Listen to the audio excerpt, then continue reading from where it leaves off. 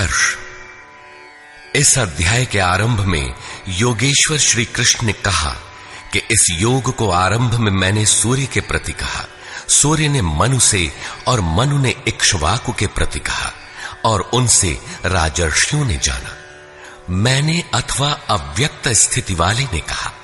महापुरुष भी अव्यक्त स्वरूप वाला ही है, शरीर तो उसके रहने का मकान मात्र है। ऐसे महापुरुष की वाणी में परमात्मा ही प्रवाहित होता है। ऐसे किसी महापुरुष से योग सूर्य द्वारा संचारित होता है। उस परम प्रकाश रूप का प्रसार सुरा के अंतराल में होता है, इसलिए सूर्य के प्रति कहा। श्वास में संचारित होकर वे संस्कार रूप में आ गए। सुरा में संचित रहने पर, समय आने पर वही मन में संकल्प बनकर आ जाता है।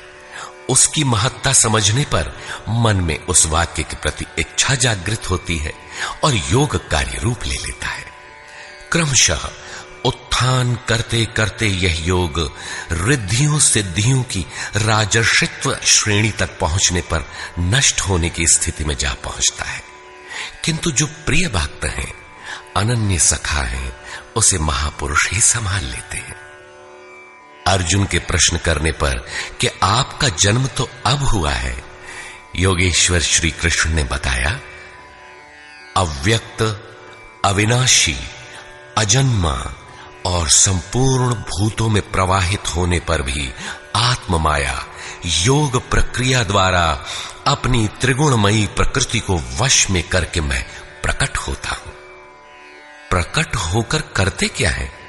साध्य वस्तुओं को परित्राण देने तथा जिनसे दूषित उत्पन्न होते हैं उनका विनाश करने के लिए, परम धर्म परमात्मा को स्थिर करने के लिए मैं आरंभ से पूर्ति पर्यंत पैदा होता हूं। मेरा वह जन्म और कर्म दिव्य है, उसे केवल तत्वदर्शी ही जान पाते हैं। भगवान का आविर्भाव तो कलयुग की अवस्था में ही हो जाता है। यदि सच्ची लगन हो, किंतु आरंभिक साधक समझ ही नहीं पाता कि यह भगवान बोल रहे हैं या यूं ही संकेत मिल रहे हैं। आकाश से कौन बोलता है? महाराज जी बताते थे कि जब भगवान कृपा करते हैं, आत्मा से रथी हो जाते हैं, तो खंबे से, वृक्ष से, पत्ते से, शून्य से, हर स्थान से बोलते और संभालते हैं। उत्थान होते होते जब परम तत्व परमात्मा विदित हो जाए, तभी स्पर्श के साथ ही वो स्पष्ट समझ पाता है। इसलिए अर्जुन, मेरे उस स्वरूप को तत्वदर्शियों ने देखा और मुझे जानकर वे तत्क्षण मुझ में ही प्रविष्ट हो जाते हैं, जहां से पुनः आवागमन में नहीं आते। इस प्रकार उन्होंने भगवान के आविर्भाव की विधि को बताया कि वह किसी अनुरागी के हृदय में होता है, बाहर कदापि नहीं।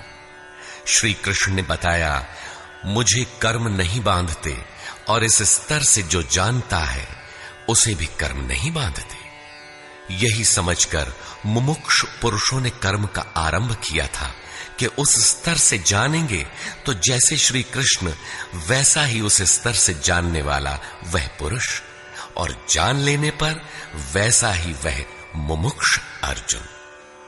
यह उपलब्धि निश्चित है यदि यज्ञ किया जाए। यज्ञ का स्वरूप बताया, यज्ञ का परिणाम परम तत्व परम शांति बताया। इस ज्ञान को पाया कहां जाए? इस पर किसी तत्वदर्शी के पास जाने और उन्हें विधियों से पेश आने को कहा, जिससे वे महापुरुष अनुकूल हो जाए। योगेश्वर ने स्पष्ट किया कि वह ज्ञान तू स्वयं आचरण करके पाएगा, दूसरे के आचरण से तुझे नहीं मिलेगा। वह भी योग की सिद्धि के काल में प्राप्त होगा, प्रारंभ में नहीं। वह ज्ञान अर्थात साक्षात्कार हृदय देश में होगा, बाहर नहीं। श्रद्धालु, तत्पर, संयतेंद्रिय एवं संशय रहित पुरुष ही इसे प्राप्त करता है। अतः हृदय में स्थित अपने संशय को वैराग्य की तलवार से काट। यह हृदय देश की लड़ाई है। बाह्य युद्ध से गीतोक्त युद्ध का कोई प्रयोजन नहीं है।